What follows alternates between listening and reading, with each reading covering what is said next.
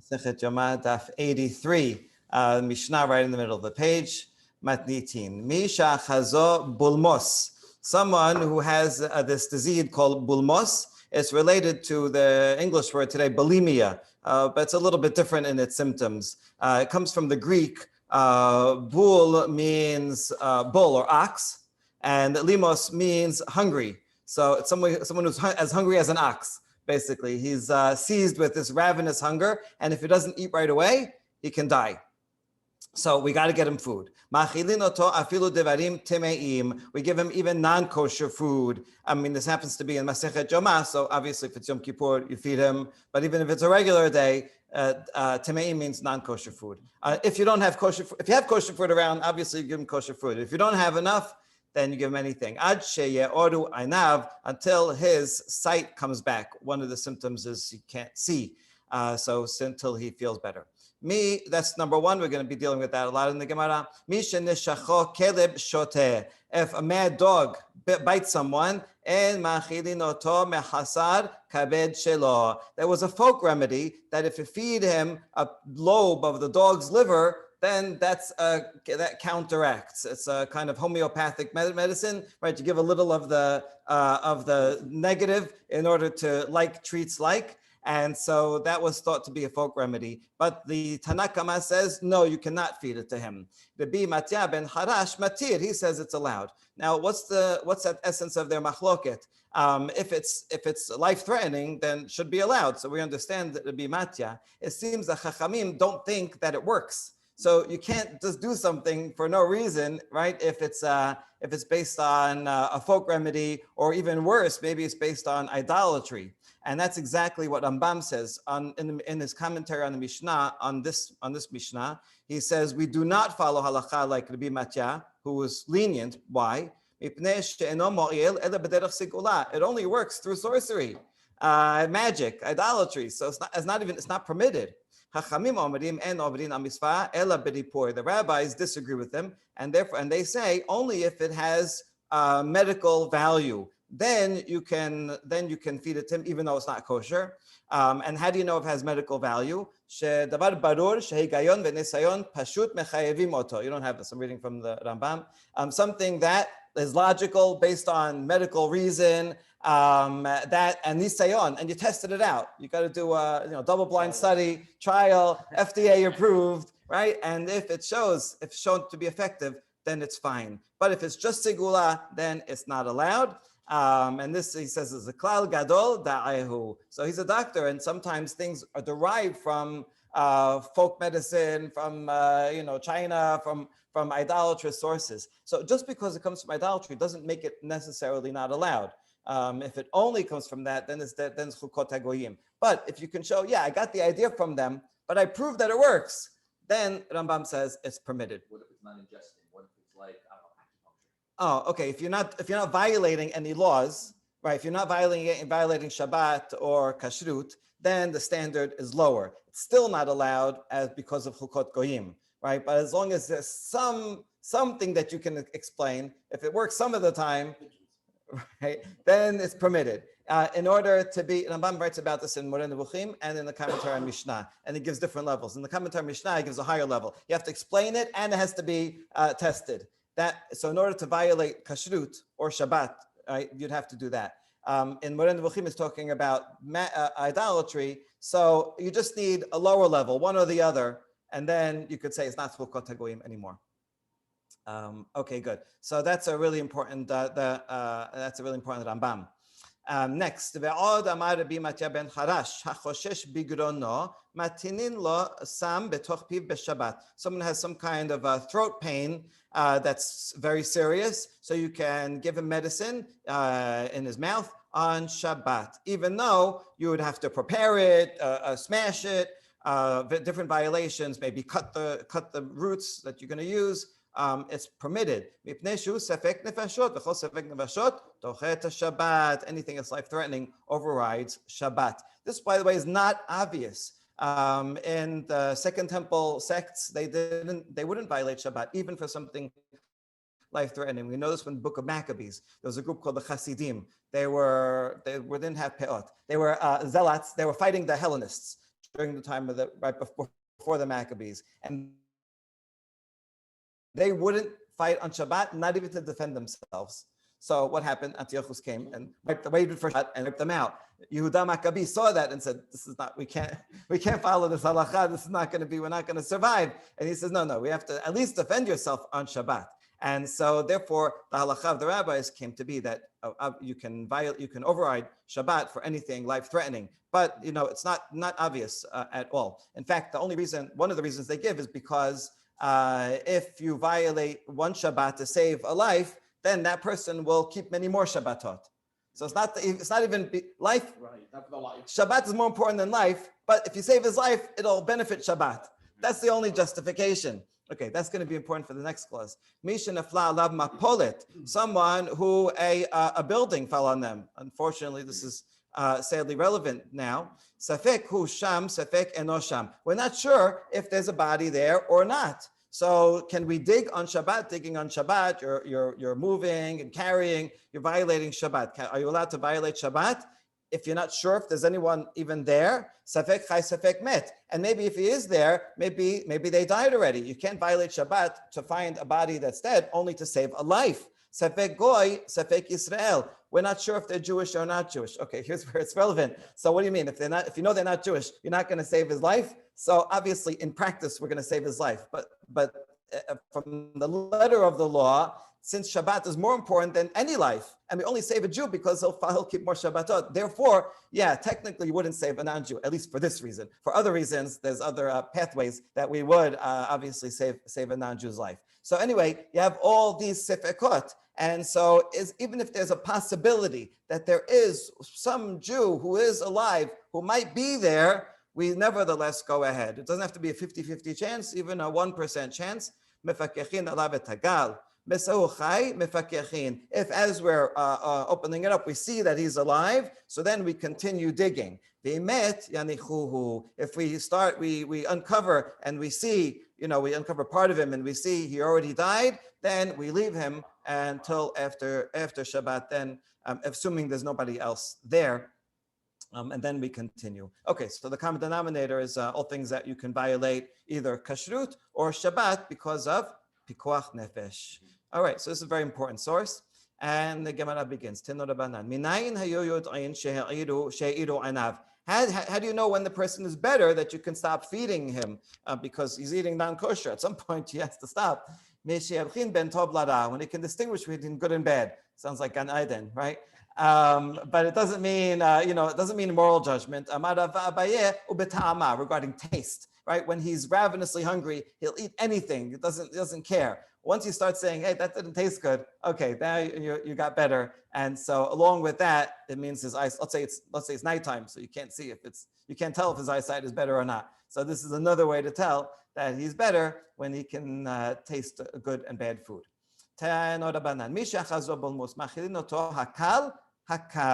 Someone is ravenously hungry. We don't have enough kosher food around. We should give him the least non-kosher food available. So now we're going to test out different levels of non-kosherness.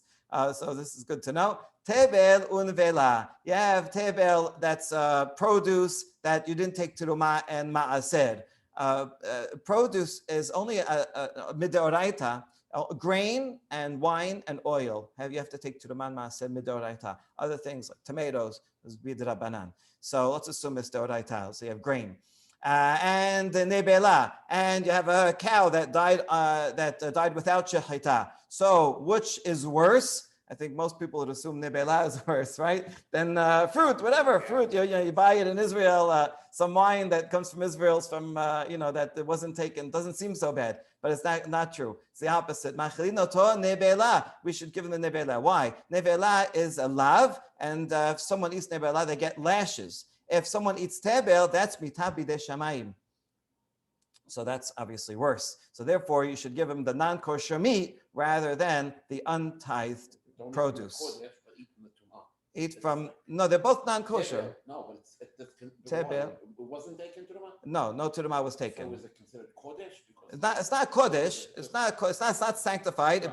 Part of it belongs to the Kohen and Levi, the teruma. Teruma also is the same thing. Teruma is also mitabide shamayim. This has teruma mixed into it, right? So it's not kodesh. It's not given to the Bet HaMikdash. The Kohen could just eat it at home. But yeah, it belongs to the Kohen. Now, tebel ushvi'it, 2 agricultural laws, untithed produce or shvi'it. Shvi'it, you're not allowed to grow anything. If something grows on its own, then you're allowed to take it, and you can even bring it into your house as long as there's more tomatoes out in the field. Once there's no more tomatoes in the field, you have to get rid of the tomatoes that you're keeping in your fridge. If you don't do that and you eat the tomatoes that you're hoarding in your fridge when there's nothing else there, you violate an aseh. It's an aseh, all right? So if you violate an aseh, you missed out on a positive mitzvah, but there's no punishment at all. So therefore, tebel is more stringent than shvi'it, so better to eat the shvi'it produce rather than tebel. Okay, so we're testing everything with tebel. Now, how about tebelu teruma? This is a close call because it's really the same thing. Either teruma or tebel has teruma mixed into it. You just didn't separate it yet. Either unseparated or you've separated it already. So Tana'ehi, this is machloket tanim. The Tanya, machilin oto tebel ve'en machilin oto teruma. But Tanakama says better to eat the tebel. So in other words, don't fix it, don't tithe it, just eat it as is. Ben teba omer teruma ve'lo tebel. If you have tebel, take teruma, right? And let's say there's not enough. He needs to eat all of it. So then eat the chulin and eat the teruma. Better to eat the teruma than the tebel. We'll see why in a second. Amar Abba, Hecha de'efshar bechulin, dekula amala peligi de'matkeninan le u'masfinan le.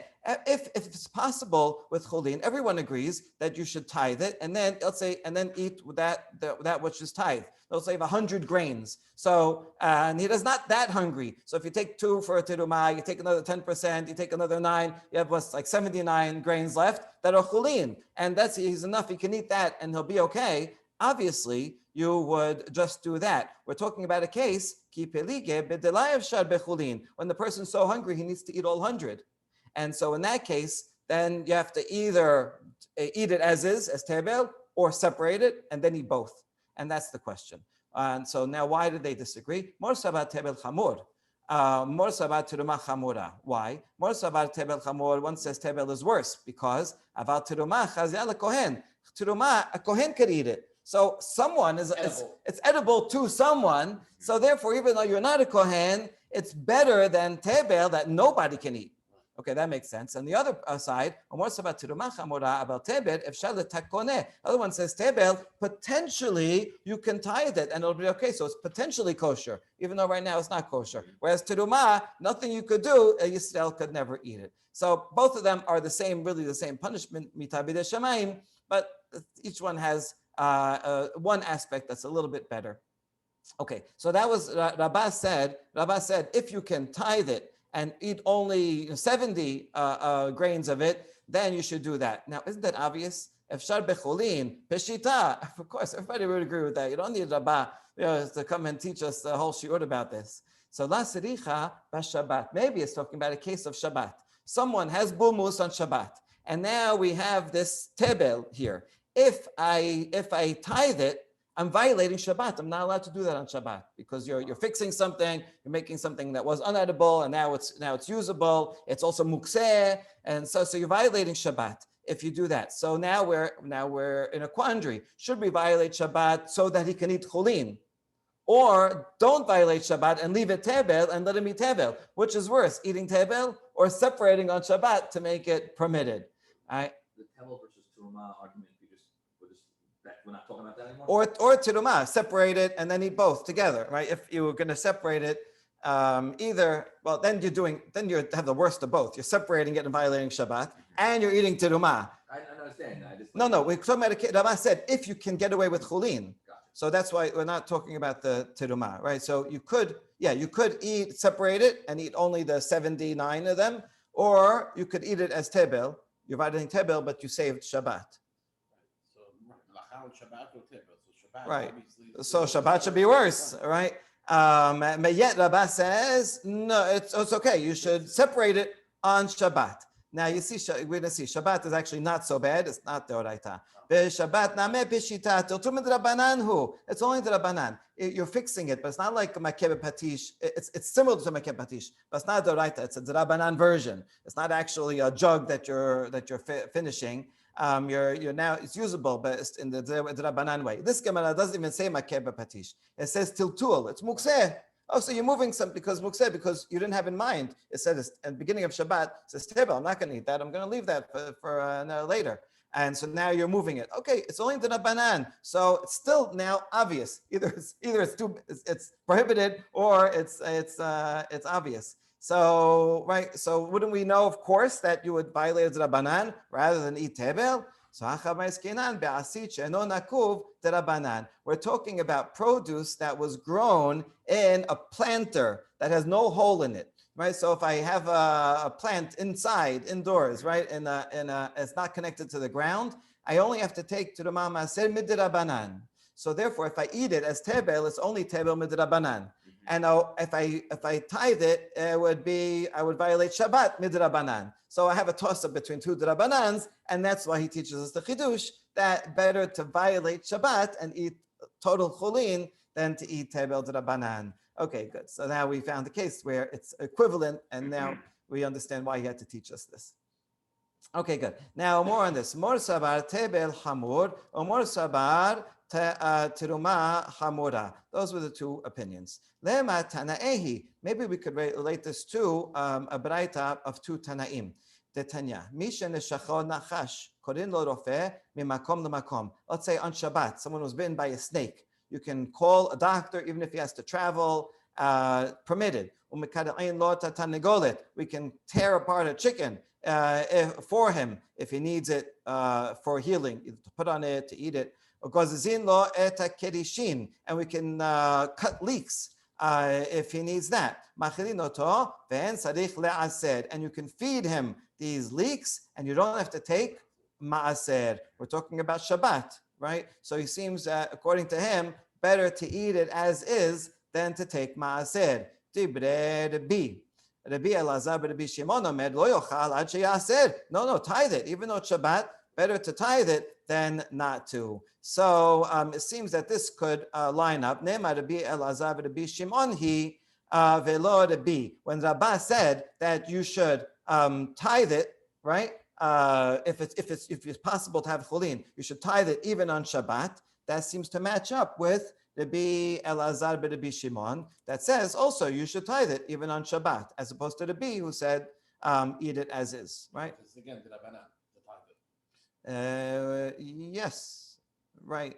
But even though Rabbi disagrees, so for whatever reason he disagrees, maybe he thinks it's doraita. I don't know. Okay, now we say afilu tema Rabbi. Actually, Rabbah could even fit together with Rabbi. Ad kan lakamar Rabbi hatam elani and maaser yarak. He was talking about tomatoes, bananas, right? Things that the maaser is only to the banan. That's why he said, eat it as is. Aval be'maasar dagan v'de tebel deoraitahu. But if it's grain, and then you eat it as tebel be deoraita, afilu to be modeh ti sharit le be'asis she'eno nakub atel mechal be'asis shehu nakub. There's a difference between two drabanans. There's a difference between tomatoes that are always drabanan, and so therefore eat it as is, and something that's in a pot.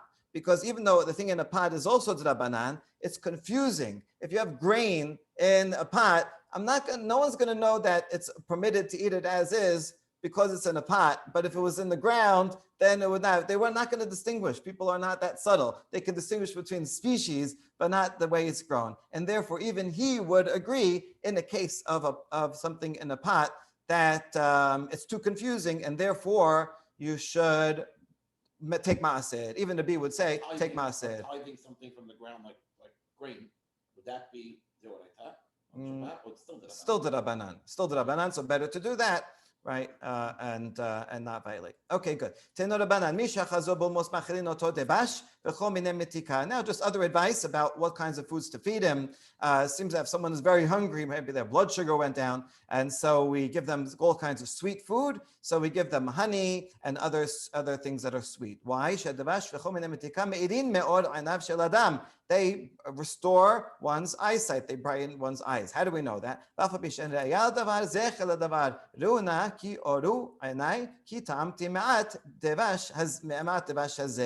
a story of Yonatan, who when he was fighting in the war alongside Shaul, Shaul said, He wasn't allowed. right. Shaul said, everyone, we have to fast, right? No one's allowed to eat until we win the war. Yonatan didn't know about it. So he ate some honey, right? And then they said, oh, wait, it's a fast day. He says, what kind of fast day? Look, I ate a little honey. Look how much energy I have. My eyes are bright, right? Can't fight when you're fasting. This is similar when people made a fast during Corona, right? Some rabbis were against it. They said, don't fast. You're going to get your immune system down, right? Eat healthy. That's a better way to fight Corona. Good. So we see from here that eating honey brightens one's eyes. Okay. Hold on. That's a very good proof. Why are you saying there's no proof? It's only a hint. Okay. Yonatan didn't have bulmus. He wouldn't have this. Okay. He was just weary from the war. So that's why it's a hint, but it's a good hint. If it can lighten his eyes, then it could also work for someone who has bulmus. אמר אביי, לא שנו אלא לאחר אכילה, אבל קודם אכילה מגרר גרר. Yeah, this honey trick only works at the end of a meal. If you eat honey at the beginning of a meal, it's just an appetizer. It makes you more hungry. דכתיב, וימצאו איש מצרי בשדה ויקחו אותו אל דוד, ויתנו לו לחם, ויאכל, וישקוהו מים, ויתנו לו פלח תבלה ושני סימוקים ויאכל ותשו ברוחו. אליו, כי לא אכל לחם ולא שתה מים 3 ימים ו3 לילות. This is when David was at war and the enemy came and they kidnapped their wives and children, and so they went on their way to go and get them back, and they found this Ish Misri from the enemy camp, and he was starving, so they gave him drink and cake and figs and raisins, all kinds of sweet things to get him better. And then they said, will you help us and help us track the enemy? And he said, okay, if you promise that you won't kill me, I'll help you. So they did. Anyway, to revive him from his hunger, because he didn't eat for 3 days and 3 nights, they gave him sweet food. No, but what do you see? Look at the order. First, they gave him water, then cake, figs, and then raisins, and then other things, and he ate. So we see from here that first to get him lechem, right? First to give him bread, and then drink, and then sweets. So you should have the sweets at the end of a meal. Okay, this is the origin for having dessert. Amar Rav Nachman, Amar Shemuel, Mi shachazo bulmos, ma'achilin oto alya bidvash. Okay, other advice. If someone has this bulmos, you should give him the sheep's tail with honey. Sheep's tail was a delicacy, very fat with honey. Sounds delicious. Right, I'll fill them up right away. Rav Huna bered Rav Yoshua Amar afsolet nikiya bidvash, or fine wheat flour with honey, also good. Rav Papa Amar afilu kimche desare b'dibsha, anything with honey, even barley. Barley usually was eaten only by animals, right? So even that is fine. אמר רבי יוחנן, פעם אחת אחזני בולמוס, ורצתי למזרחה של תאנה, וקיימתי בעצמי החוכמה, תחיה בעליה. One time I had bulmus, and I went to a fig tree, and I got from the east side, because that's the sun rises and gets more sun on the east, so the figs on the east are riper and sweeter. And so you see that wisdom preserves life. Even though Kohelet meant it in general, be wise and make wise decisions, here it actually physically saved my life, because I knew the medicinal value. מדתנא רב יוסף, הרוצה לטעום טעם תאנה, יפנה למזרחה, שנאמר, ממגד תבואות שמש. If you want to get the real sweetness of a fig, get the ones on the east. And this is hinted to in Devarim, ממגד תבואות שמש. So that which grows on the sun side are the most precious fruit. Good. That's good from Mizrahi, see? Okay, now we have a couple of fantastic stories. Rabbi Yosef were once walking on the way, and the Hazeh Bolmus, Rabbi Yehuda, suddenly he got this ravenous hunger. So he grabbed the food of a shepherd nearby and ate all his food. Okay. You robbed the shepherd. Okay, this is interesting. This is an ethical dilemma. It's very famous in ethics courses called the Heinz dilemma. If it's made up, a guy named Heinz, nothing to do with ketchup. His wife is dying, and the drug in the drugstore, right? And he has not enough money to pay for it. Is he allowed to break into the drugstore and steal it to save his wife's life? Right? That's the big dilemma. According to this, yes, it would be allowed. You're allowed to go and steal, right, food to save your life or to save someone's life. The Rishonim talk about it, but you have to pay back, right? And some Rishonim say no, that you can't. So there's a big machloket about it and a huge ethical dilemma, but this is a good source for it. Now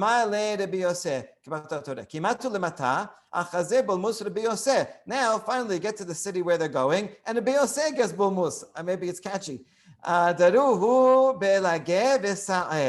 everybody in the town, Rabbi Yosef is a great person. Everybody brought jugs and plates of all kinds of fruit and desserts. אמר לרבי יוסף, אני קיפחתי את הרועה, ואתה קיפחת את העיר כולה. I just robbed the shepherd. You robbed the whole city. It's great. They're joking around with each other. Okay, ותו, רבי מאיר ורבי יהודה ורבי יוסף הבו כזה באורחה. Okay, more traveling stories, and this time there's these three colleagues going together. רבי מאיר הווה דייק בשמה, Rabbi Yehuda and Rabbi Yosef lahavu deike bishma. Rabbi Meir, he liked to analyze people's names. He'd ask someone's name. Oh, what's your name? Oh, your name means this, and he could tell something about their character based on their name. He's the rabbi that would make gematriot of the husband and wife and see, so you're a multiple of this, you belong together. Okay, the other two rabbis, they didn't think, their names are just conventional, they didn't put so much meaning into it. So when they got to a certain place, they went to the hotel, right, so they stayed in the hotel. Amru lo mashimcha. So they asked the innkeeper, "What's your name?" Amar lehu Kidor. That's his name, Kidor. Good. Amar shema mina adam rashahu. Rabbi Meir said, "This is an evil guy." Shenemar Kidor tapuchot hemma. Right? It's an haazinu. Right? Because they are an evil generation of upheavals. That's his name, Kidor. Not trustworthy. Okay, so the other two rabbis who didn't analyze names, they gave him their wallets to hold, in the hotel safe, right? Hold this for us. We used to do that all the time, right? Now they have safes in every room, but I remember I used to give it to the front desk. Okay, but Rabbi Meir, he did not give him, right? This guy is not trustworthy. So where's a good place to hide it? In the cemetery, at the grave of the innkeeper's father, right? Who's going to go to the cemetery? Maybe there's a little place to stick it in, to put under a little mausoleum. Okay. The innkeeper had a dream, and the father came to him in the dream. And the father in the dream said, "Go and get the wallet that's at the head of that person," meaning my own. So that this is a dream that the innkeeper has. So the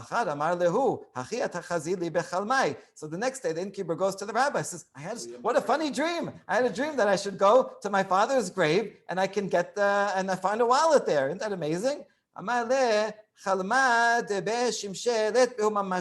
Says, "No, this is a dream during twilight or Shabbat."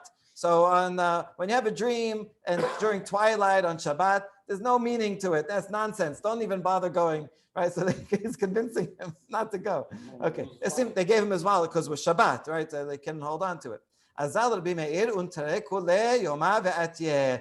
Meir says, "Oh no, he might go to the cemetery anyway." So he went to the cemetery all day on Shabbat and guarded his wallet to make sure when Shabbat was over, then he took it. Okay, so it looks like Rabbi Meir, because he was so suspicious, you end up doing the opposite, right? This is like lots of stories and mythology. You try to get out of your fate, you end up doing something that actually is exactly what you were trying to avoid.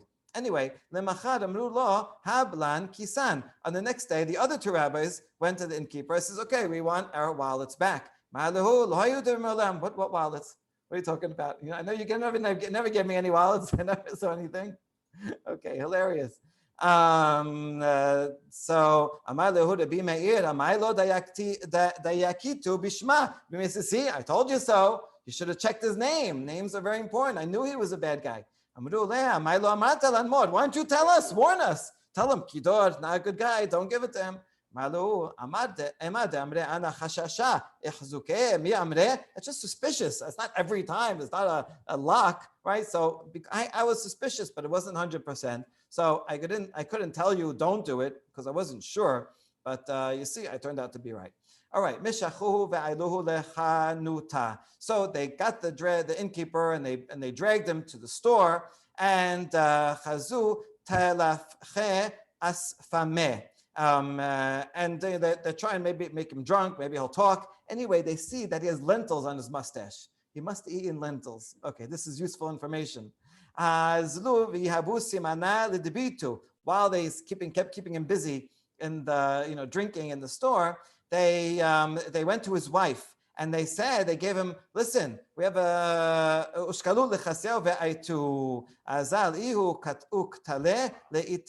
so they gave the wife a sign. Listen, your husband said to give us the wallets, and the sign that he really said that is he had lentils for lunch. Right? Now, has anyone know lentils for lunch? Right? Only the wife would know. She served him. Otherwise, nobody would know. So that's a trustworthy sign that he really sent them. So the wife says, oh, okay, I guess he really said that. So the wife knew where the wallets were and gave it back to the rabbis. The innkeeper went back home, said, you gave them the wallets, and he killed his wife. Okay, that's the happy ending. Hainu ditnan mayim rishonim or hainu detanya mayim rishonim hechidu besar chazir mayim acharonim haregu et hanefesh. This is what people say, that if someone doesn't do mayim rishonim, wash his hands beforehand, then that will cause him to eat a pig. That is from a different story that of an innkeeper. He would have kosher food and non-kosher food. He would give the non-Jews non-kosher food and the Jews kosher food. How do you know who's Jewish or not Jewish? Not everybody wore kippah.